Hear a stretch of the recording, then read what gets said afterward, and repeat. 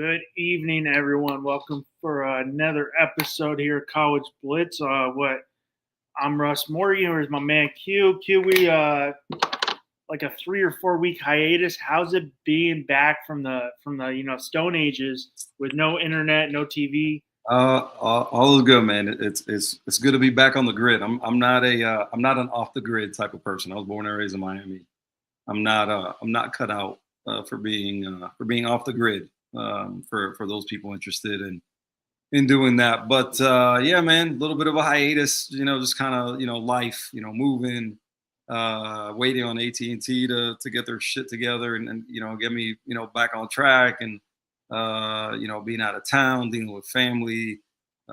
Just a lot of different things going on, man. But definitely glad to be back back on the grid, off hiatus, and get back to some podcasting, man. Glad to be on with you, bro.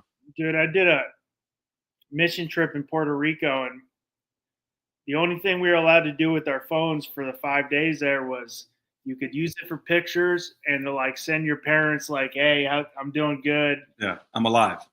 It was honestly, it was phenomenal, dude. I felt so free of not having the phone. I'm like, I wish now I don't think I could do it, but I'm like, just like putting the phone away and getting away from like everything. Like I had two siblings' weddings, right? I took 4 pictures total. Wow. I'm like, I don't need my camera. I'm living in the moment right now. Yeah, exactly. Like, I don't need my camera out, like taking pictures. Like, I don't need to throw it on Instagram and be like, yeah, I was there. I was like, I went to Cancun. I know I was there. I was at my place.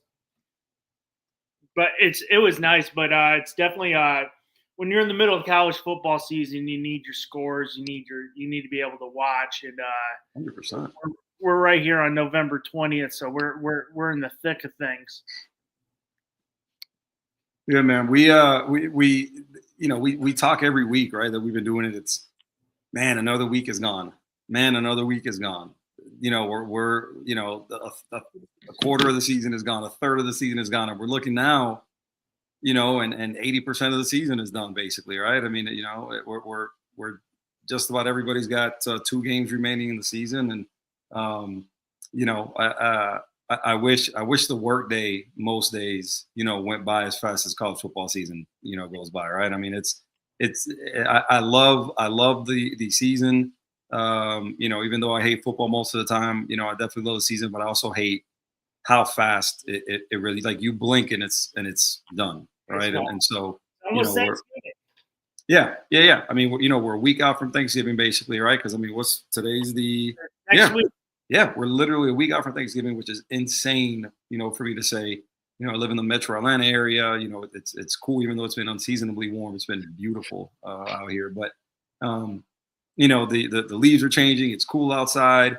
You're seeing, Christmas stuff up, already. And it really does kind of drive home the point. It's like, look, man, season's done, and even though the season is done, we move on to, a great part of the season, which is the postseason and the playoff. And, when you're talking playoff, there's always gonna be controversy. Year 2 of bitching and moaning. 100%. You can't help it. You can't help it. It's when it's a playoff system being ranked by people. How that's gonna go. So this is. I mean, I think going into when we had the BCS and then had the 4-team, and then everybody's after about like a year in, everybody's like, oh, the 12 team's great. I'm like, this is what we want. I'm like, in every sport, we don't like this, we want it better. We're going to get a year, oh, this isn't good enough, we want it better. There's always a problem. So it's like, this wasn't good enough, we do this, that wasn't good enough. Now we go to the 12 team. After about a year, it's now we want 16 teams. Where is it going to start? I mean, I get it. Every team who's in the hunt is going to end up, 1 or 2 teams are going to get screwed, especially because, I mean, I like a group of 5 in there. I think that's a good little twist. But there's times like you're seeing this year where does that group of 5 team deserve to be in? Now, Boise State last year, 100% deserved to be in. Did they deserve a bye? Probably not, but they 100% deserve to be in. Even though their conference is weaker, their body of work playing Oregon really very very tough. I mean, taking them down the wire, they deserved it. Does a JMU, which I've been all in on JMU since they came up. I really like. You have you've You know, been beating the drum for JMU. Yeah, I've known that they were good in the FCS, so I'm like I like to see it. But does a JMU or a Tulane deserve a bid over a BYU or a Utah or Miami? Hypothetically, I don't think so. Yeah, look, it's a complicated conversation to have because it entails nuance, right? And I think you like to think that the 13 people that make up the playoff committee are free of bias, and they're not. All of them have ties to different conferences, which in turn is going to make them naturally biased, towards one direction, towards one particular agenda. I don't care what anybody says. Excuse my voice, I'm a little hoarse, but no matter what you say, naturally you're going to be connected to. When you're connected to a conference, you're naturally going to have a particular agenda that you tend to side with, right? And so, like you were mentioning, the BCS, very few people liked it, right? Obviously, there was a lot of issues with it, and then we said, hey, listen, we can't leave it to computers. We gotta involve people. We have to involve a committee. We got to have more teams. And you mentioned, right, a better way. I don't necessarily think that people are looking at a better way. I think most people, that aren't, fans of like your traditional top 3 or 4 teams in the country, even though, those change kind of every few years, for the most part, but I think, people want inclusivity, right? And a 4-team playoff, I honestly never thought it was enough. I thought, somewhere between like 8 and 12. I don't know that 16 necessarily is the answer. And that's a discussion for another day, but I'm definitely a fan of, the group of 5, being represented. We can't make this one of the things, and one of the things that I kept pushing back on when I talked to people about it is like, we can't make this thing the SEC Big Ten Invitational, right? Like it can't be that. If we're doing, 12 teams, it can't be, 5 and 5 from the Big Ten and the SEC. That's not how this goes, right? And you're looking at these rankings, and they're trying to. It boggles my mind, the arguments that some of the people are making for these teams. You're like, where are you getting this from? Like, what? Early on it was this. Oh, we need assurances. The Big Ten and the SEC, we need assurances as to like guaranteed, number of teams in. And everybody else was pushing back for good reason, right? Like you can't let the SEC and the Big Ten punk you into like, oh, we need guaranteed slots, because what's going to happen is those conferences, not only are they going to get the guaranteed, let's say call it 4 or whatever, but then without fail, there's going to be an at-large or 2 from both of those conferences that people are going to beat the drum to get in, right? So now we're looking at half the field for one conference, like no, and so. When you're looking at some of these teams, you mentioned James Madison, right? There's other teams, right? USF has been pretty good this year, and Navy has been pretty good this year, and so on and so forth.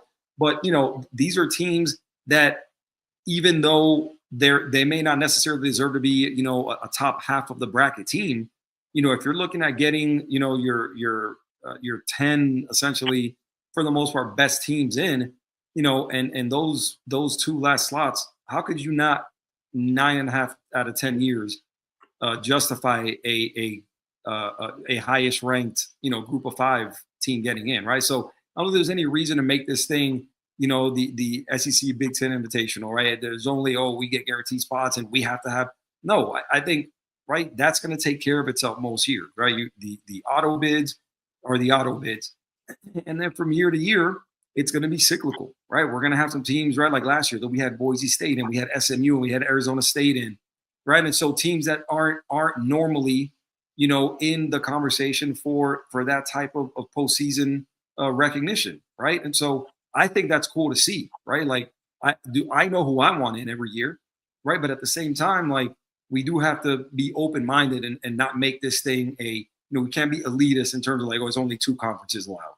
Right. Because I just don't feel like that's the way it should work. I think Yes, are the better teams going to be in those two conferences year after year? Yeah, and that's going to take care of itself. But we can't make it so that it's only those two conferences with a say in the deal. Like, forget about money and forget about notoriety. And if you want to make this thing legitimate, if you want to make this thing something where the country as a whole is going to be going to have interest in it, it's got to be more than the Midwest and the Deep South. Like that's my opinion. I'm with you. I think at the end of the day, like, I know people are all up in arms this week because you see 5 SEC teams and you see 3 in the Big Ten. I don't see 5 getting in. I don't see it happening. But at the end of the day, I mean, it's going to be one team's going to get left out. And I mean, I could see 4 with, Georgia, A&M, and I don't know, Oklahoma or Ole Miss. I mean, it's good, but I just don't see that happening unless something really crazy happens in the SEC championship game. I don't know who you're gonna. I don't fathom seeing that they can justify getting 5 teams in. I mean, because then you would be leaving out. I mean, possible 2-loss team 2 from another. Other deserving teams, right? Deserving teams. I don't see anything more than 4 and possibly 3. But I mean, going into that, we got to, before we get, because everybody wants to talk about the college football playoffs, and I know every team who's out, not just Hurricanes fans who are outside looking in right now, are pissed off. But I mean, we got a pretty weak slate this week, very weak slate. The SEC's on their, on their bye week, basically, unless you're, this is cupcake week for the SEC. Unless you're Auburn, who's playing like 9-1 Mercer. Yeah. Hey, they've done it before. They lost to New Mexico State, and they paid them like $3 million to come down. Listen, upsets happen. And with Auburn this year, there's nothing at all guaranteed. We've seen it. Obviously, they've got an interim coach situation. Their quarterback situation has been terrible. Even though the talent around him, I think is good talent. The coaching just wasn't there. The quarterback play wasn't there. And with a guy like Hugh Freeze, who always, prided himself on, when he's been at other stops, right? Liberty, when he was at Ole Miss, right? Prided himself on, being a guy who develops quarterbacks and the whole deal. Listen, man, they went out and paid, I think it was like $1.5 million, to bring in Jackson Arnold from Oklahoma. There's a reason why Jackson Arnold was let go by Oklahoma, right? They told him he could walk, and you saw it this year, right? So, you're looking at that and you're going, man, that was a miss. That was a hell of a miss right there, because I don't know what you thought he was going to turn into, right? I think there's a little bit of arrogance there, in my opinion, when you look at a guy who's shown you who he is over the course of lots of years, right? A guy who's a 5-star coming out and never lived up to it.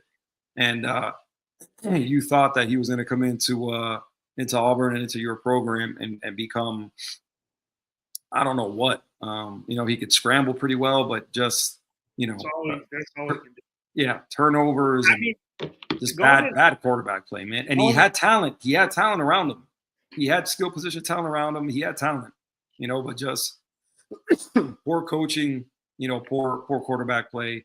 And what a waste of money that was for Auburn with Jackson Arnold. But, I mean, going into this week, the big game where College Game Day is going to Eugene. Number 15 USC faces number 7 Oregon. Now, this is a playoff, has massive playoff implications. Because in my opinion, if Oregon loses, it's done. Because what they're hanging their hat on is they beat Penn State at a whiteout. That win's not looking really good anymore. You're gonna make me get angry now. That win is not looking good. So I mean, I'm with you. I don't think they deserve it. I don't care if they got 1 loss. I take 5 SEC teams over Oregon all day. Dude, and the reason, look, again, this is a big thing for Miami fans, because if USC does, the Hurricane fans, if USC does end up pulling this upset, they're 10.5 point underdogs right now. Miami has a head-to-head they have a common game against Notre Dame, and USC lost to Notre Dame by 10. Miami did beat Notre Dame by 3. So there is that common opponent they have, which would be big for them. I don't think Oregon deserves it, but I mean, hanging your hat on Penn State, it's not getting it done this year. Dude, when you look at this record with Oregon, I mean, come on. All right. Look, they beat Montana State. They beat Oklahoma State, who is terrible. They beat Northwestern, they're not terrible, but they're not great. They beat Oregon State. They beat Penn State, which it has turned out to be an absolute dumpster fire, right? They lost to they lost to Indiana. They beat Rutgers. They beat Wisconsin, was terrible. They barely beat Iowa. It was a pretty good team. And then they shellacked Minnesota, right? Now they got USC, and then they got Washington at the end of the year. So it's like, listen, I get they have one loss, and that one loss, was to the number 2 team in the country. There's no good wins on that resume. There's none. So you got to figure if they lose on Saturday to USC, you have to figure that they're going to drop a good bit. So, again, for we were talking about Miami fans earlier, I was torn, between who I want to win that game. But honestly, I'd like to see Oregon lose that game. I really would. Oh, you 100%. There's few, not just for the Miami, the Hurricane fans, but every team, outside looking in, for say a Utah, who still has Utah or BYU both have chances to make the Big 12 title game. You want those. You don't want to see this team walk in with 10 wins now. But yeah, like you said, it's a weak schedule. Oregon State, they're not good. Oklahoma State's not good. Wisconsin's there's no quality games on that schedule. Definitely, and even the next week game, Washington is no cupcake walkthrough win either. I mean, they're 7. No, at Washington, that could be challenging. I think that would go down as a good win if they were to win that game. But yeah, man, the rest of the schedule is light. Again, they're one tough opponent they lost to, and again, I don't think there's any shame in losing to Indiana because of obviously what Indiana has turned into. But again, man, the rest of that schedule, what's saving them is, again, they've only got one loss, right? And again, rightfully so, they haven't played anybody, right? But a second loss with this schedule would definitely be cause for concern if you're an Oregon fan, and I could really see them, being on the outside looking in when it's all said and done. Yeah, I think they're on the outside looking in. We also have Missouri going to Norman to play Oklahoma after that big victory in Tuscaloosa, ending Alabama's 41-game home winning streak. Not in line, doesn't have a chance to play in the Big 12 title game. It's very. I said Big 12 SEC title game. I think it's very slim for them. Which, if you look at the SEC, would be crazy. If Texas beats Texas A&M next week, they don't play in the big SEC title game. Yeah, that's wild. That's wild right there. It could be Georgia. And the wild thing is, Alabama, even though they lost, I still think that they still have the best path to get in. Beat Auburn and they get in. Yeah, the thing with Alabama is, obviously, I mean, they've got 2 losses now, and their bad loss was to Florida State, right? But then you look at who they beat, and they beat some really good teams, right? And so, that's one of those resumes that when you're stacking them up, if you're a 2-loss team and you're stacking them up against Alabama, it's hard to get the benefit of the doubt because of who Alabama's beat. They beat some really good teams. They went on a really long win streak, after beating, Florida State, after losing to Florida State. And in the midst of that, they beat some good teams. So, and then Alabama's Alabama, right? If Missouri had done the same thing, they wouldn't be getting the same kind of credit. But, Alabama is Alabama, and they tend to get the benefit of the doubt. So, I mean, yeah, you beat Georgia, you beat Vanderbilt, you beat Missouri, you beat Tennessee, then South Carolina on the road, which, I mean, they're not South Carolina saw, but you're still tough on the road. LSU's down. And then you got Eastern Illinois, which should be unless, Tony Romo or Jimmy Garoppolo come back and play, I don't see it being close. I still don't think that'd be enough. I still don't think that'd be enough, man. But definitely, we had, I don't know if you want to talk any more games coming up this weekend. I know you guys have a really tough one versus Virginia Tech and Blacksburg. The new James Franklin University over there. After he just had his introduction, really interesting hire, I think, for Virginia Tech. I think to me, I think it's a home run if you're Virginia Tech.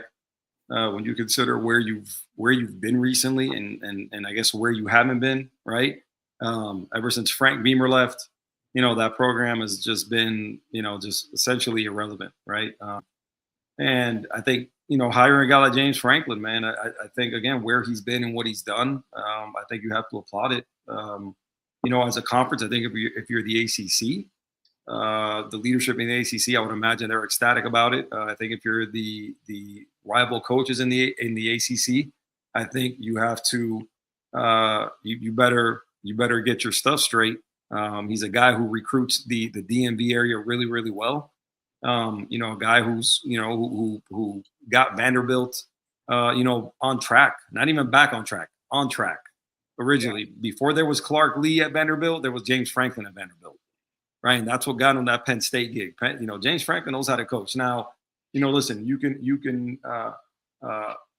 argue, all you want, whether he's a guy who, your big time matchups, and and is he this, that, and the third. Listen, that's a different topic for a different show. But I don't think you can argue the fact that the guy is a really good coach. The guy can recruit. The guy can develop. When you look at what it is they put in the NFL at Penn State, and I don't know that he'll be able to necessarily replicate, the same amount of influx of talent in Blacksburg they did in Penn State. But again, a guy who's recruited well, who's developed well, who's won a lot of games, put guys in the NFL, gives them instant credibility, with name recognition, the resume, and the whole deal. And so, again, man, I think for the ACC as a whole, I think that's a huge win, man. I think that guy's a great hire. I don't know that you could have done any better if you were Virginia Tech. I think they're super lucky to have gotten him. And also, not to be overlooked is the fact that now Penn State goes from owing him like $55 million. Now they only owe him $9 million. So, Penn State, the Penn State people have to be happy about that too. That now they only owe him $9 million as opposed to like 50-something million dollars that they owed him before. Yeah, it's definitely it's a good hire to get that splash. You guys got definitely good background with Vanderbilt, with Penn State recruiting, putting some big names on the defensive side, especially in the NFL at Penn State. Yep. And a guy who's going to have his work cut out because, like you said, since Frank Beamer, we really haven't since basically Michael Vick, we really haven't seen a great Virginia Tech team. Who's been contending. So he's going to have his work cut out for him. It's definitely a splash hire. Might be a little easier for him. Being there, he's going to have a little time. Because Virginia Tech's had such a bad time, they're not going to expect such immediate success. They're going to let him get in. But he's definitely he's an uphill battle. But I didn't see Virginia Tech being able to pull a James Franklin. No, I was surprised. I didn't think, especially with the amount of openings that were available, across the country. I thought he'd be in demand for some of those bigger jobs, right? But also when you look at what it is that he's up against, right, in the ACC, assuming that, whatever he was hearing from his representatives in terms of compensation was relatively similar, on the West Coast or in the South, or wherever it is that he was maybe getting interest from. You have to imagine that the ability to come into an ACC that is down right now and in a year's time be a top 4 team had to have been attracted to him, right? I can't imagine that it wasn't, right? You're looking at when the ACC. And I mean, what are the stumbling blocks in the ACC right now? You know, I mean, Clemson is down, Florida State's down. You know, you got SMU, who, you know, is decent, but didn't have the year that they had last year. You know, Duke, you know, that is good, but, you know, isn't scaring anybody. You know, Miami right now is you know, along with Georgia Tech, probably the two best teams, you know, in the ACC. And I don't think they've set a bar that, you know, is unattainable, right? That is unreachable. If you're James Franklin. The school just came out not too long ago and you know, mentioned something about like a $200 million, you know, pledge to sports and the whole deal. Now, you know, it remains to be seen where football, you know, kind of lands in the whole deal. But, you know, like I know that whenever they're pledging a ton of money to most universities, football tends to be at the top of the list in terms of who's gonna benefit most from that amount of money being given. So you're looking at now with rev share, you're looking with that new commitment from the school, and again, man, if you're James Franklin, you're looking around the landscape of the ACC and going, who can I not go up against in recruiting? And with a good enough staff, who can I not go at, you know, on the field in short order? So I think that had to have been attractive. We saw Rhett Latchley at SMU turn that program around. Exactly. So 1 year. You know, 1 year they were in the ACC title game in the playoffs. So it's not in today's landscape, not like when he was at Vanderbilt, Oregon, Penn State. It's a lot easier to turn it around in 1 year with the NIL and the transfer portal. Yep. And, you know, I was surprised because I heard his comments he made after he got fired. He's like, well, my daughter goes to Penn State. My family lives in Pennsylvania. You know, we're comfortable here. So I was surprised. I'm like, you know, the offer must have been, you know, pretty solid for him to, you know, decide to move. It must have been a pretty sizable offer for him to, you know, take the job this immediate after firing from Penn State. Yeah, to me, and again, kind of going back to that whole deal with the amount of open,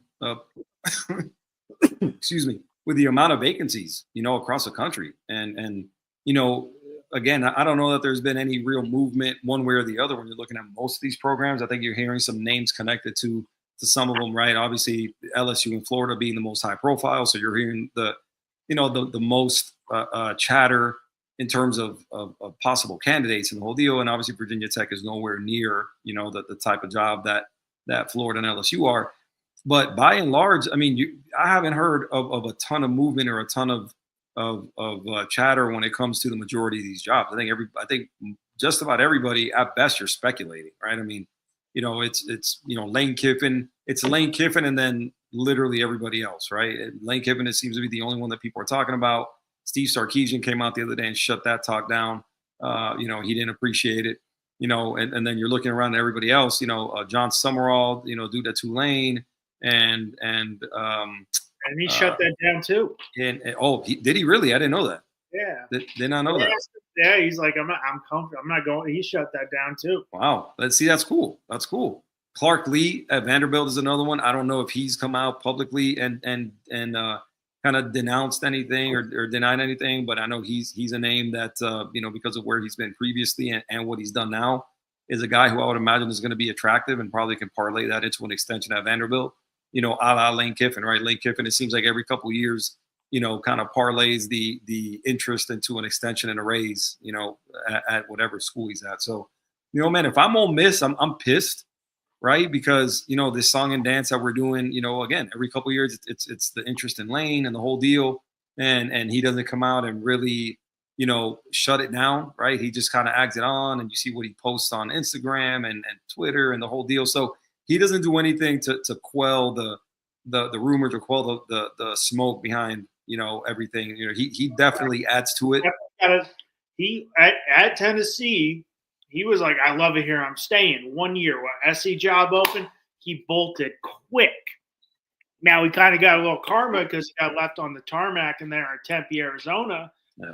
So it's a little karma. But I know people in Tennessee hate Lane Kiffin. Yeah, they do not like that guy. They don't like him at all. Like Lane Kiffin. And it's amazing to me. Listen, man, it's nice to be wanted, right? It's really nice to be wanted when you're looking at the numbers being thrown around for possibly paying Lane Kiffin, man. It's great to be the apple of a lot of people's eyes, especially when you look at the fact that Lane Kiffin hasn't won anything. Yeah. I get, Lane Kiffin, knows offense. I get that he puts together, some good offensive teams and the whole deal. But when you're looking around at Lane Kiffin's resume, this is the best year Lane Kiffin has ever had, right? And it's not over yet, right? I mean, he has, there's still, who knows if he makes an SEC title game. More than likely he's going to make the playoff. But what has Lane Kiffin won? What has Lane Kiffin done anywhere that he's been, that makes him just this attractive, right? And it's not only you don't hire Lane Kiffin in a vacuum, right? It's what you get from Lane Kiffin, right? You get, some controversy, and you get, him flirting with other programs. And again, inevitably he does it and then gets a raise and an extension. So, again, man, good for Lane.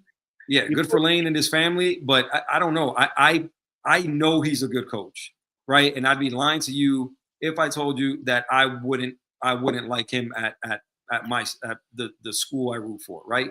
But you also have to realize what comes with him, right? And again, if that's worth it to you, then by all means. But again, for a guy who's never won anything, and for a guy who doesn't necessarily do everything the right way, every single time when it comes to media and when it comes to certain deals, like there sure is a lot of hype around Lane Kiffin. I mean, speaking about doing things the right way, he literally was at Alabama, the offensive coordinator, took the job at Ole Miss. What does Nick Saban do? No, you're not going to stay here. Hit the road. Sark's going to come and be our OC. You can. You want to do that to us? You can hit the road. You can pack up and leave. You're done. 100%. So I mean, there's not just the what he did at Tennessee. What 10 odd. A lot. I don't even remember how long. More than that now, I think. But that was probably like 2012, 2013. I can't even remember. Somewhere around there. Yeah. I mean, and recent future with Alabama, he did the same thing, and you knew Nick Saban wasn't going to mess around with that. He's like, all right, that's fine. We'll bring in Sarkisian. Will be our OC. You can leave. So he's got this track record. I mean, hey, good for him. He knows how to play the game. I mean, in some retrospect, you're like, yeah, you give him a tip of the cap because he knows how to play the game into his best interest, but also for not being an Ole Miss fan, but just as an outsider looking in, you want some loyalty. I'm like, hey, we're 10-1. We're on the cusp of playoff here. We're right in the thick of things for competing for a national title. You want some loyalty, not every time you open up ESPN or Bleacher Report or wherever you get your news from or Twitter, you see a Lane Kiffin's, going to LSU. Lane Kiffin's, what type of boat is Lane Kiffin going to get in Gainesville? I'm like, hey guys, Gainesville ain't anywhere near the ocean. It's not on the water. It's not on the water. It's in Florida. It's not on the water. I mean, like Gainesville's a dump. Maybe a dump. Maybe a lake, but I'm like, guys, it ain't like, I'm like, it's in the middle of the freaking state. Gainesville's not on the ocean. Gainesville's a dump. If we're being 100% honest, sorry, not sorry. It is what it is. Trust me, I've been there a couple times, never been impressed by it. And this is the other thing too. If you're Lane Kiffin, right? When you're at Ole Miss, the level of expectation is different, right? Because look at what LSU has run off in terms of coaches. Brian Kelly was winning 10 games a year while he was there. Look at what Florida had run off, in terms of coaches, right? Dan Mullen went like 3 straight 9-win seasons or something like that. Yeah. Or a couple of 9 and maybe a 10, something like that. But and he got fired. If you do what Lane is doing this year at Ole Miss, you know what's going to happen? And listen, you make the playoff, you may win a game, you may not. But this type of season at Ole Miss every few years lands you constant raises and constant extensions. It's not going to be the case at Florida, and that's not going to be the case. Sure as hell is not going to be the case at LSU. Look at what you'd be following up at LSU. Listen, you can say what you want about Brian Kelly. Right. I get that based on I don't know the guy, right? But based on everything I've seen of him, online and based on everything I've seen him on ESPN and on Twitter and whatever the case may be, I get Brian Kelly is generally a very unlikable guy, right? But let me tell you something. Brian Kelly, everywhere he's been, he's won. Everywhere he's been, he's won, right? And I guarantee you, if you put together the resumes of Brian Kelly and Lane Kiffin, and I get Brian Kelly's been around in the whole deal, but Brian Kelly has a better resume than Lane Kiffin. Those right? SC years were bleak. Those, Yeah. I mean, I'm from Southern California. Those SC years after Pete Carroll left for the NFL, they were dark times at USC, and that was right after SC had the Matt Leinerts, and it was the high of the high when I was in high school. USC was like those teams were amazing, but they fell off hard, right? Pete Carroll left. Obviously, there was some scandal there. There was probably something going on, but Pete Carroll was a worker, dude. You'd see Pete Carroll on a Wednesday at a junior college watching football practices. I mean, Pete Carroll was all over the Southern California area. But again, you're looking at what you'd be following up at LSU, right? And now you have to consider the fact that this is what you have to contend with, right? Brian Kelly was successful at LSU. He didn't win a title, but Brian Kelly was successful at LSU. So now you have to recruit better and win more games. And Lane Kiffin, Dan Mullen's career, his record at Florida was 30-15. Yeah, but what got him fired? He was 2-11 versus Power 5 opponents. But still, 34-15. They held on Billy Napier how many years? Yeah.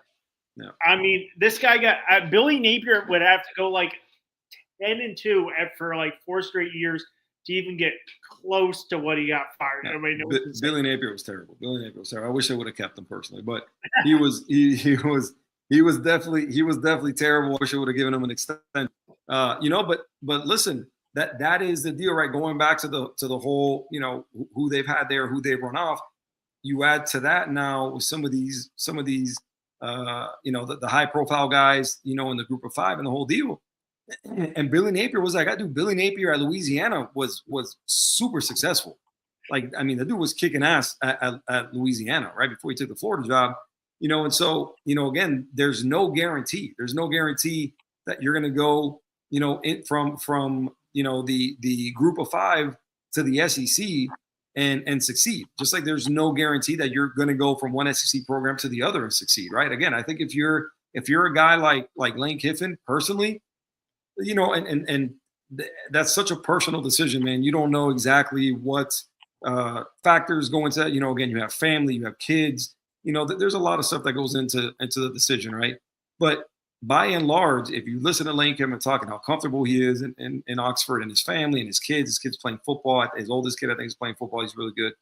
And then you compare that to where you'd be going in terms of Baton Rouge or in terms of Gainesville and what comes with that position.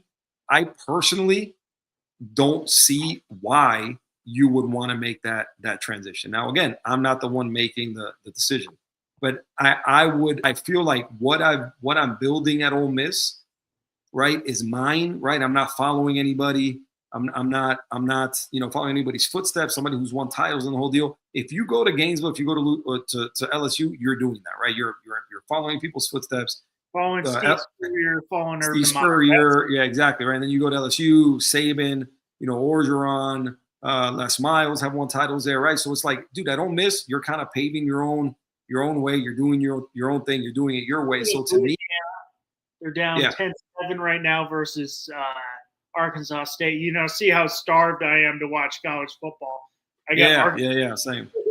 Louisiana, also.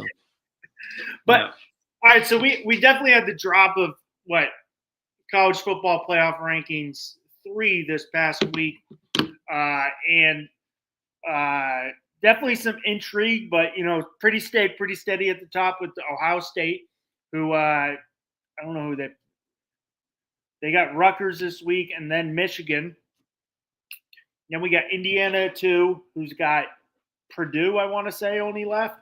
And then A&M, which will be a big game because if they lose to Texas, that would knock them out of the SEC title game, which might not be a bad thing. Then you got Georgia at 5, Texas Tech right there on the outside looking in.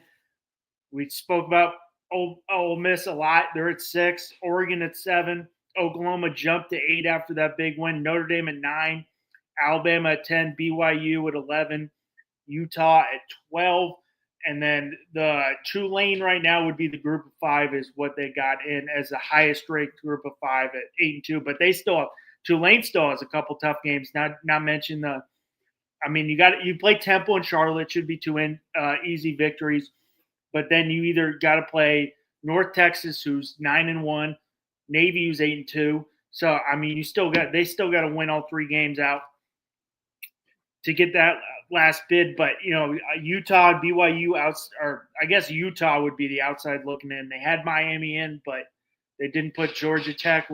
Looks like it's going to be Georgia Tech, Virginia, if all plays out correctly in the ACC. If they both do their job in the ACC title game. With SMU outside looking in right now with Miami. I don't know what they need to happen to get into that ACC championship game, but it's I know it's slim. Yeah, they definitely need help. They need help, but right now they're the highest ranked ACC team. Right. And so when you're looking at, to me, man, and again, I don't want to do the whining deal and everything. It just when you look at some of these rankings and Utah is kind of the perfect example to me when you're looking at when you're comparing resumes in terms of let's say Utah and Miami when you're comparing these teams, right? Listen, Utah has played 2 good teams and got beaten by both of them, right? Texas Tech beat the brakes off them. That wasn't even a game, right? They lost by 24 to Texas Tech, and then they lost to BYU by 3 points, right? And then you look at who they have beaten, right? Let's talk about who they've beaten. All right. They've beaten UCLA, dumpster fire. Cal Poly, obviously not an FBS team. Wyoming, terrible. They beat West Virginia. West Virginia is not good. They beat the brakes off Colorado. Colorado is not good. Colorado, I think, is like 3-7 or 4-7 or something like that. They beat Cincinnati. Cincinnati's probably their best win. Right? Cincinnati's unranked. Cincinnati's their best win. They beat Baylor. Got Cincinnati this week. Bear down, baby. There you go. So Utah beat Cincinnati. They beat Baylor. And now they've got Kansas State on Saturday. And then they end the year with Kansas. So when you're looking at that resume, if you're looking at it just black and white, how could you possibly have them over Miami?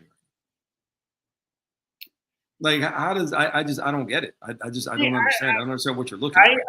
I think the Utah. I got the being definitely not very active on Twitter, but I'm on there, and obviously a lot of the guys who follow me and I follow back are Dolphins fans. So a lot of the feed I see is either Dolphins related or like Hurricanes related because like, oh, Bobby follows this guy and or he follows me and I follow him back. So I see Hurricane stuff. I get the Utah stuff, and when they had Vanderbilt ahead, the BYU I never got. I was like, BYU's a solid team, especially. I mean, BYU has to win out and win the Big 12 title to have a chance, to get in. They're not getting that large, but I get the frustration on both. I get the frustration on the Miami side, like, hey, we played Notre Dame, we beat them, so why are they ahead of us? This is the other thing is, I mean, and I know we spoke about it week 1. I'm like, what is the committee looking at? Are they going quality losses? Because like I said, after that lot, I'm like, this is the 2 losses Notre Dame had was quality loss. You lost to Miami by 3 on the road with a guy who threw 2 passes, and you lost to Texas A&M, who's undefeated now. So they're quality losses with a guy who's never been in that. But it's like, I think Miami deserves it. Deserves, to be in just because the ACC is so poor. I mean, I think it should be 4 SEC teams. Give me the 2 of the Big Ten. The ACC Texas Tech. Hopefully, the Miami needs Texas Tech to just win the Big 12. You don't need BYU get in there and clog it up, and then go from there. But it's what are they going off of? Are they going off of a couple good victories? Which you play Notre Dame, who just came off the runner-up last year at home. Yes, you played them at home, but you beat them at home. You did your job. Are we going off of hey, those are two really tough opponents, and you played them really tough. Yes, you lost. So I think, and we spoke about the BCS. We have human error, and humans have a natural bias towards in anything. They're always going to have a little bias, even if they say, "Hey, I'm unbiased." They're going to lean a little way. So that's when you come in and it's like, "Hey, we don't want a computer to do it. We want humans to do it." I'm like, well, humans have a natural bias. They're always going to have even if they say they don't, they're always going to have a little natural bias. Now, I think they got to fix it. I'm like, hey, if Miami wins out, which they knock on wood for my co-host Q, they win out, and they don't make it. What is that gonna signal to other teams that say, why would we schedule a tough non-conference opponent if that's not going to help our case to get into the 12-team playoff? Exactly. Well, listen, and that's that's kind of what Miami's dealing with now, right? When you're looking at again, and we'll see. Listen, as long as they win out, well, the cards fall where they may, right? But I'm definitely not a fan when it comes to everything like this. The timing of the losses, right? Because at the end of the day, right, it's 2 losses, right? It's 2 losses for both teams. One of them being head-to-head when you're talking about Notre Dame, Miami. But along with that, some of the what was it, Juracek was the head of the committee or whatever, and he gets on camera. First of all, the guy sweats like an animal. First off, second off, it's terrible. And then his logic when you're talking about still giving Oregon credit for being Penn State. What? Like, what are we talking about? Beating them? Why? Because Penn State, Happy Valley sits a lot of people? Like, how are we giving them credit for beating a team that's terrible? Penn State's terrible. They fired their coach. Like, Penn State's not a good team, right? And then you're looking around at their logic for for other things and the whole deal. It's just there's no consistency, and I think that's the biggest thing when you're looking at the reasoning behind some of these decisions is that there's no consistency. If you're consistent across the board, right, and who you're giving credit, to what for, and then who's being deducted for, again, it's got to be apples and apples. That you can't just pick and choose like, oh, well, we're just going to give them credit because when they played them, they were the number whatever team in the country, but they're not ranked right now, right? And so we're picking and choosing, what credit we're giving to what programs, based on nothing more that you have to call it bias and preference, right? And so again, that's kind of my deal with everything, right? I think, if I'm sitting here looking at the rankings, right, if I'm being 100% honest and unbiased, I think all the way through 1 to, like if Oregon wins out, right, Oregon's number 7. So 1 through 7, I don't really have a huge issue with, right, because those are either undefeated teams or 1-loss teams. You get to number 8 and below, Oklahoma's got a nice resume. They beat some good teams. Right, they have 2 losses, but again, they beat good teams. Notre Dame hasn't beaten shit. Notre Dame hasn't beaten anybody good. So like, oh, they're on an 8-game win streak. They haven't played anybody. So yeah, I mean, they've won 8 straight games. Good for them. They've looked good, but they've done it against nobody. Look at the resume. Look at the resume. Who they beat? They beat SC. Huh? They beat SC. Okay, one good team. My bad. They have one good win, right?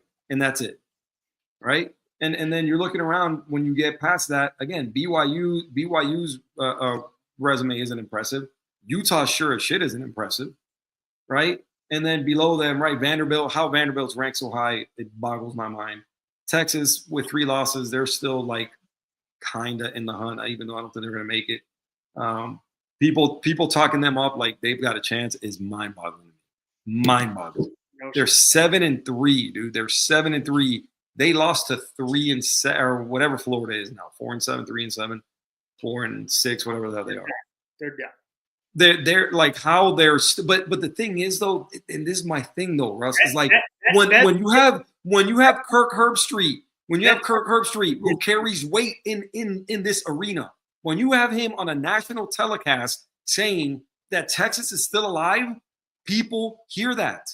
People hear that. Those words matter. That's BS. Everybody shits on my boy Paul, Feinbaum, but you know what he's doing? He's out there ripping it. Everybody always just see by. He's ripping this committee right now. So I love it. Paul Feinbaum knows his shit. He knows college football, but everybody's like, oh, he's in the South. He's got to buy. I'm like, yeah, he's definitely. Both things can be true, though. Both things can be true. He knows, but he's also very, very biased towards the SEC. He doesn't like Notre Dame, and he's very biased towards the SEC. So both things can be true at the same time. He does know his stuff, but he's also unapologetically biased towards the SEC. I just turned on the NFL game. I got sick of the Lafayette Arkansas State game. Yeah. Tonight that Buffalo Houston game should be pretty good. But yeah, man. I'm fine with 1 through 6. 7's where I kind of have a problem. I can see Notre Dame getting in. I know we're gonna disagree on that, but that's fine. No. I don't necessarily disagree with them getting in. Right. Again, I just don't. Again, they have one decent win. Right. They're the other teams that they play that they lost to. Obviously, they're both ranked. I mean, they're good losses. Right. But again, the resume is impressive. But I mean, I would be lying if I said, yeah, they're not one of the best 12 teams in the country. Right. I just, more than anything, like, to me, it's more so like if Notre Dame gets in, then Miami has to get in. Is just kind of the way I look at it. BYU, is definitely. I mean, they got absolutely shellacked by Texas Tech. Yep. I mean, the best win. I mean, you beat Utah, who, I mean, it's the holy war there. Yeah, that's a big win, but I mean, that's a ranked. Nobody else though. Shellacked 29-7 by Texas Tech. So I mean, everybody else. Like, look, Portland State. They kicked the hell out of Stanford. They beat up East Carolina. They barely beat Colorado, who's terrible. They beat West Virginia. They beat Arizona. They lost to they beat Utah. Barely beat Arizona. They had to take Arizona. They beat Iowa State, who's, man, they got beat up by Texas Tech. They got boat raced by Texas Tech, because I was watching some of that game. They beat TCU, who's not good. And then they got Cincinnati, coming up on Saturday. Cincinnati's pretty good. And then UCF end the season, and they're terrible. So to me, this is one of those. This is one of those schedules and those resumes. You're looking and you're going, yeah. Who? Show me who they played. Show me who they beat. Show me who they beat. They haven't beat anybody. So to me, moving forward, this is the kind of deal, right? Even though they're playing, obviously they play in the Big 12 or whatever. They play their conference, but this is the kind of thing right there where teams should be taking a look at this and going, first of all, if we're the SEC, why the hell are we playing another SEC game, right? Even though not everybody in the SEC is good, but it's why don't we just schedule a damn cupcake and get credit for not losing a game? You're not even getting credit for winning. You're getting credit for not losing a game, right? Because you're playing literally tomato cans, and you're beating tomato cans, and it's good enough to keep you in the top 10. Did you see one of the scenarios? Which probably won't happen if they end up winning this week, but they're throwing out, if USC makes it, Lincoln Riley going to Norman to kick off it would be phenomenal. Ooh, that would be interesting. I don't see USC making it, even if they went out. I just don't see it happening. I think there's too many good teams that would be outside looking in. It would have to be mass. I think it's not on the Notre Dame side. I think this is the reason they don't want a conference, because they control their own schedule. They have everything in front of them that they don't have to, like in Miami's case, uh, you know, it's slim they make the ACC title game. But so I think this is the reason they've always turned it down in football. Now in other sports they are in the ACC or in other sports, but in football they want to stay independent because they like to have control of their own schedule and they don't have to deal with this. But I mean, on that side, I think it's on this side. It'll be interesting what ends up happening with Alabama if they do make the SEC championship game and win the SEC title game. And then you have Oklahoma there, who yes does have 2 losses, but they did beat Alabama. And then Ole Miss, could you leave them out if they end up winning their last 2 games when they got the Egg Bowl? Which is always the day after Thanksgiving. I always remember that Friday. Yeah, it's Black Friday. So it'll be interesting there. I mean, that's wild. But I mean, on the Hurricane side, what are your rooting interests going in these last 2 weeks and title games? Is it just I want every favorite to win? I need Texas Tech to win the Big 12 because I don't need another Big 12 team to get in there. Yeah, man. First off, AD, what's up, buddy? Glad you can join us, man. Definitely. Glad you can join us, brother. It's been a minute, man. We got to get together. There's a lot of scenarios for you on the podcast, whatever podcast it's been a minute for you. Yeah, it's been a minute with everybody, bro. I got to get back in the swing of things. But listen, first and foremost, man, as a Miami fan, I'm just rooting for them to end strong, right? I think they need to go to Blacksburg on Saturday and handle business. I don't give a damn about Enter Sandman. I don't give a damn about, whatever the hell they got going on in Blacksburg and their home field and all that. I'm not worried about any of that. It's a 12 o'clock kick, all right? They need to go over there and handle business. I don't care under what circumstances. They need to go over there and absolutely handle Virginia Tech. And then, go to Pittsburgh on Thanksgiving weekend and handle business again. I think, Notre Dame showed, that, Pitt. Pittsburgh was a quality one too. Yeah. I mean, yeah, Pitt's a good team. They're not a great team, but they're a good team, right? We forgot about that one. Yeah, and so again, man, I watched absolutely 80. I'm right there with you, bro. Dominate is the word, and I think we can use some other not safe for work words. I can think of a few. But yeah, man, at the end of the day, you got to win convincingly, go to Pittsburgh and win convincingly, right? And I think both things can be done. Obviously, I think the Pitt game is going to be challenging. I think that's a losable game. But when you look at what it is that Miami's been doing since that SMU game, man, I think when you look at NC State, I know NC State's not going to be at the top of anybody's a good team list or anything, but they handled Georgia Tech. And they held Georgia Tech easy, right? And Georgia Tech is going to be more than likely be in the ACC title game. So the NC State, a win, I think was a good win. They dominated. I was there for that one. They dominated opening kick to final whistle. It wasn't even a game. So the same effort, has to be present in Blacksburg this weekend, and then following that at Pitt, and then obviously, man, ahead of them, there's got to be. I wouldn't necessarily call it chaos, but there's definitely got to be some things that fall their way. In terms of, some of these teams, right? I mean, it probably wouldn't be, a terrible thing if BYU or Utah lost some of these games. Obviously I don't think Notre Dame's going to lose before the end of the season, but, I would imagine Oregon losing to USC would probably benefit them because I think that would cause them to fall because of their lackluster, resume right now. And then really, man, outside of that, I mean, Alabama, I don't know that it's necessarily a guarantee that they won't lose another game. I don't think they will, but it's not a guarantee. We'll see. There's a lot of scenarios. I think there's less scenarios in the playoff rankings than there are in the ACC championship game standings. if you look at everything.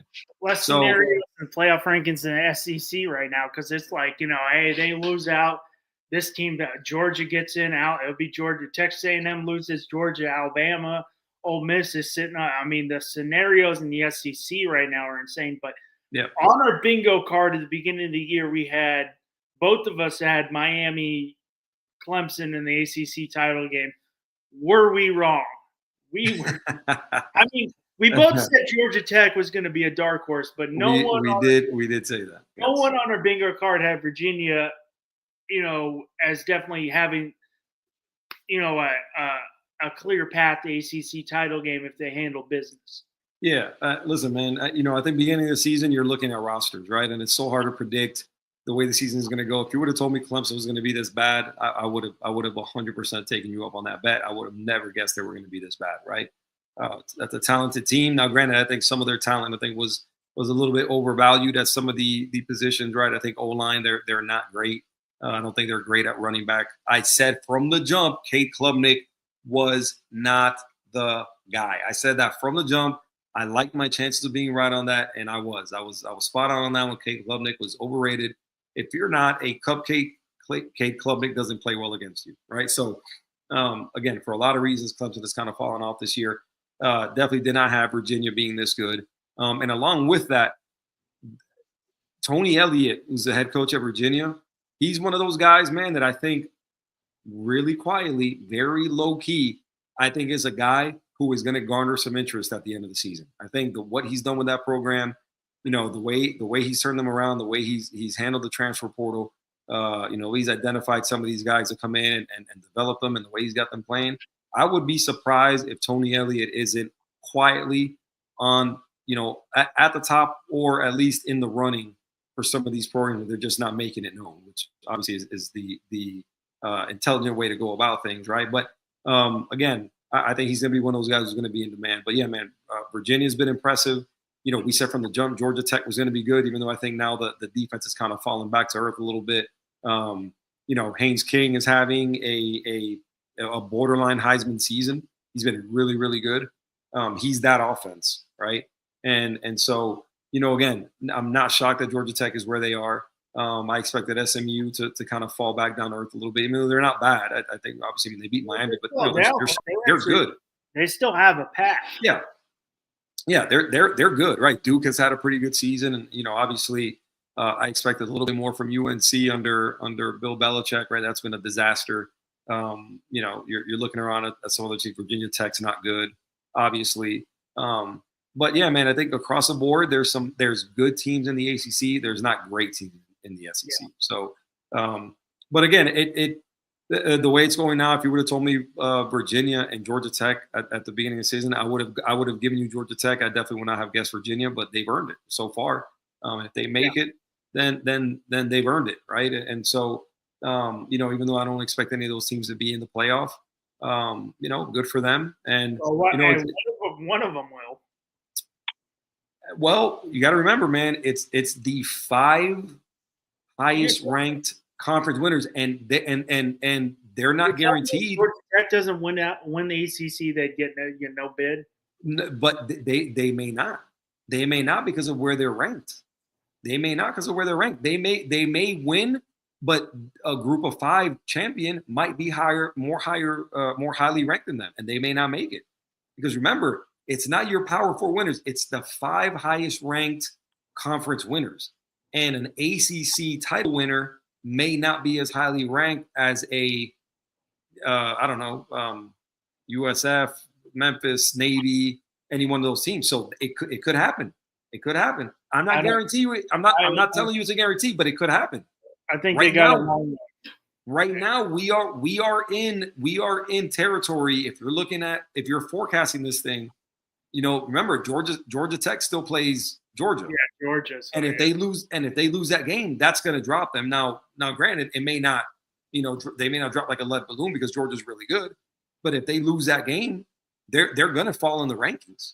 And let's say they fall in the rankings, but then they win the ACC. The group of 5 champion, whoever that is going to be more highly ranked. So Georgia Tech is probably going to get left out if that's the scenario.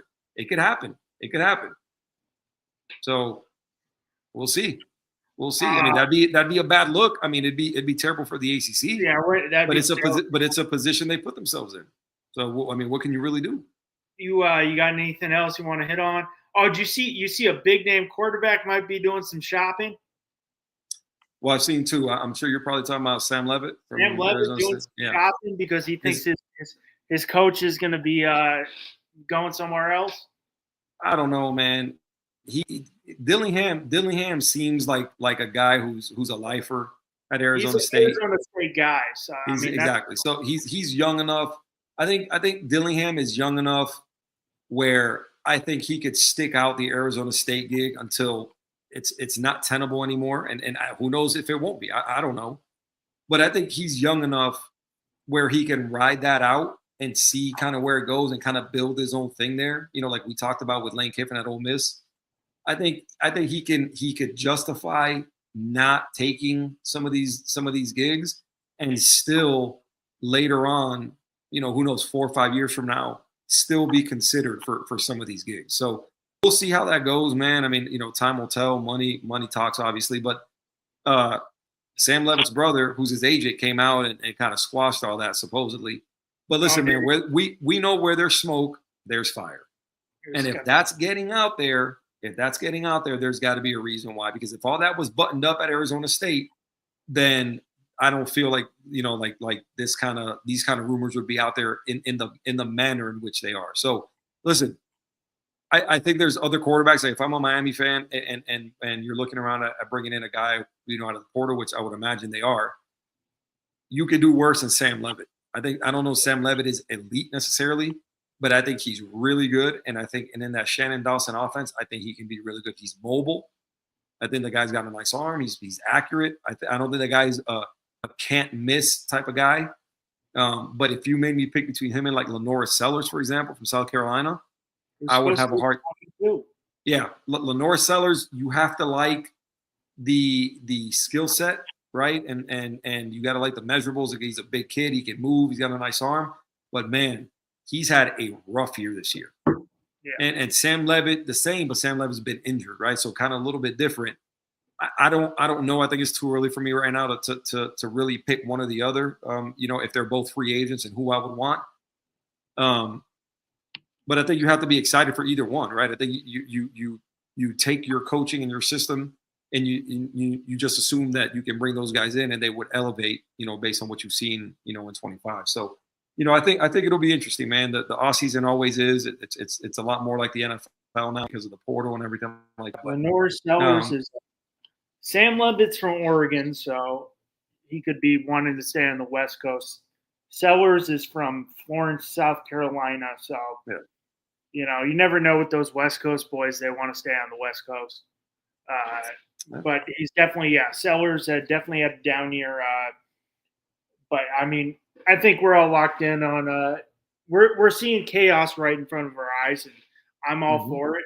Yeah, you know, I'm not opposed to it, man. I'm not opposed to it, and when you're looking around the teams who you know who navigate that and are successful in this era, man. I mean, you know, you got guys that know what they're doing, you know, and listen, man, you have to change with the times. You know, some of the stuff, you know, a lot of people don't like, right? They've cut down on the second portal window, which I think is probably a good idea. You know, but that means you have to hit. You got to hit on your only portal window. Did you see that tweet some guy put out? Who's like the only people who should be on the committees, like Urban Meyer, Nick Saban, all these great coaches, and Nick Saban's like, hey, I'm gonna tell you, I have an SEC bias. I lean towards the SEC. I'm like, hey, yes, that Urban. Yeah. That's him putting out a not so subtle way of, hey, leave me alone. Don't approach me. Don't text me. Don't call me. Don't email me. I don't want anything to do with that process. So that's why you come out and say, I am biased. One Saturday in the fall, every Saturday in the fall, that's your work day, and making millions, and then just go sit at home. He's got to jump on a plane once a week, and then he's going to go sit on the lake on his boat in Alabama. I mean, why would he want to leave? Or in Georgia. He's on the lake in Georgia. Is he in Georgia? Yeah. His lake house, I want to say is Lake Lake Burton, maybe one of those. It's nice. I've seen the pictures of his lake house. That thing is absolutely, it's a monstrosity. So yeah, he'll be on the lake in Georgia somewhere. But I don't know. I wouldn't take that game. We're in Miami. Was it last week? It's hilarious to see people in Florida. It was like 55 here in like the Tampa. I'm like south. I'm Bradenton, so south of Tampa. You could see like people's faces like this, freezing. I don't know if you were down there, and it was like I'm cool. I'd wear I had some pants and like a light jacket on. I'm like, this ain't freezing. Yeah. I'm like, I got down to Miami like the day after, the day after the coldest it had gotten down there.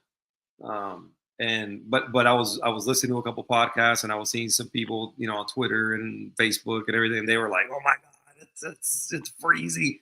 So it's always funny, man, because if you've been in, obviously, I mean, I've been in Georgia for a while, and it gets cold here, right? Don't let anybody tell you any different. It's not because I was born and raised in Miami. It gets cold here. We get all 4 seasons, and you definitely get some cold weather. But it's just funny, man, being back in Miami, just because you get like a week's worth of cold, every year, and people are.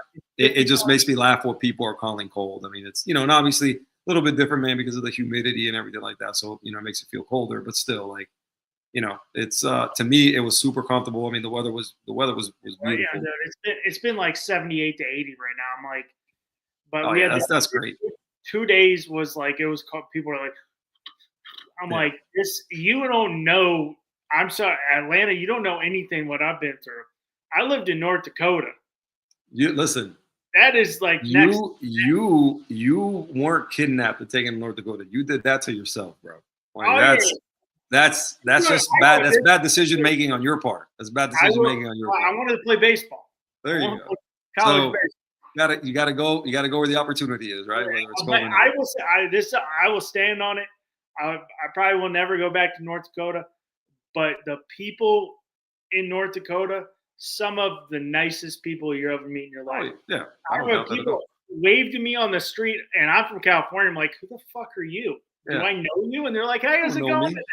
Super. Yeah. The Midwest nice is a real thing. Like, people in the Midwest are just happier. Even though they're freezing their butt off, they're just happier.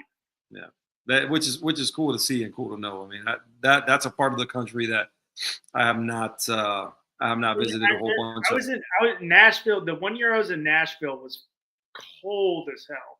And the bad part is, and you probably you might not get it as much because Nashville is like the earliest state in the U.S. gets the darkest earliest in Nashville, Tennessee. Really? It was like during the winter. It was like 4:30, pitch black. So it's like it's freezing and it's dark at 4:30. I'm like, this is a little depressing. Yeah, that's not ideal. That's not ideal. That's one of those deals, man. Here is like when the time changes and right we fall back and the whole deal in daylight savings time ends. Man, I hate it because it coincides with it getting cold. So now it's cold and it's dark at like 5 o'clock. So it's definitely not my favorite time of year. No, not about that either. We got like 5:30 here, so I'm like, God. Yeah, is what it is, man. What do you do? That's all I got to complain about. I got 1 day I get like an extra hour of sleep because if we fell back, so I get an extra hour. I'm like, I'd rather have the sun out for one. I'll lose the hour if you give me the sun for an extra 45 minutes. Yeah, 100%. So yeah, man, that's I think unless you got anything else, bro. Good to get back at it and get back going. Yeah, man. Yeah, I'm glad to be back on. I know I got to get together with Will. I got to get together with Adrian. I got to get together with Bobby, and we got to get some stuff out there. Like I said, man, I've been I've been slacking for the last month and really haven't put anything out. But we'll get back out there, man. We'll figure out the schedule for next week. Next week obviously is Thanksgiving week, so we'll figure something out for hopefully the early part of the week. Just keep making it happen, man. Keep making it happen, and we'll be on soon. Sounds good. All right, man. All right, guys. Hey, listen, thanks for joining us tonight. AD, appreciate the comments, man. Go check out the Rainy Day Pod with Adrian Rainey. Puts out some great content, man. He's whether it's Panthers, wrestling, football, Dolphins, Canes, everything, man. He puts out some great content. So go check him out. Check out everybody on the Finch Talk Sports Network, FTSN Extra. Also, a lot of great people putting in great content. Check out my boy Will with the 305 Sports Now podcast. He just did one with Alex Dono from Locked On Canes. So go check that out and check back with us next week, man. We'll be back with you early part of the week, talk more playoff rankings, talk end of the season, and until then, y'all take care, and we will talk to you guys soon.